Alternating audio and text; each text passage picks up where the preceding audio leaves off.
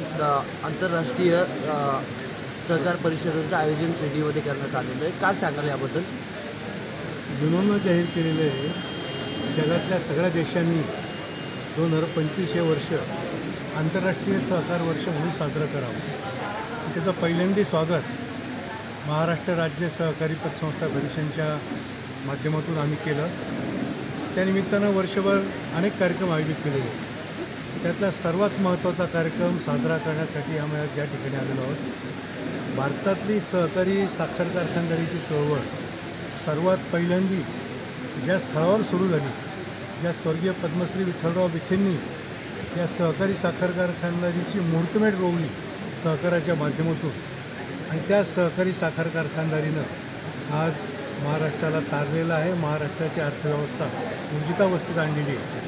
त्या पद्मश्री विठ्ठलराव विखेंच्या समाधीस्थळाला अभिवादन करण्यासाठी आम्ही आज या ठिकाणी महाराष्ट्रातून सहकारी पतसंस्था चळवळीचे कार्यकर्ते आलेलो आहोत. हे जे काही 8 आणि 9 फेब्रुवारीचं सहकार परिषद शिर्डी येथे आयोजित केलेली आहे, तिचे स्वागताध्यक्ष सन्मान्य राधाकृष्ण विखे पाटील आहेत.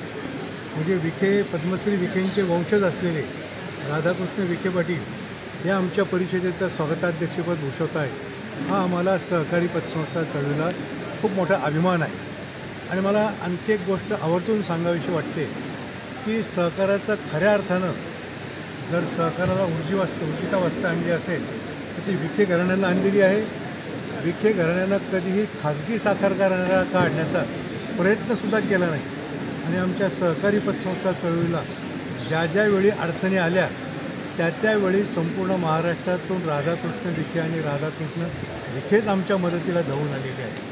तो कोरोनाच्या काळातला प्रश्न असेल, तो नोटबंदीच्या काळातला प्रश्न असेल, आमच्या पूर्वीच्या कोपरगाव तालुक्यातल्या राहता मर्चंट बँकेचा प्रश्न असेल, या प्रत्येक बाबतीत राधाकृष्ण विखे पाटील आमच्या या चळवळीच्या मदतीला धावून आलेले आहेत. एवढंच नव्हे, राधाकृष्ण विखे पाटील ज्यावेळेस या काळामध्ये सहकारी पतसंस्थांना तब्बल 1% जादा व्याजदर देण्याचा धाडसी निर्णय त्यांनी घेतला.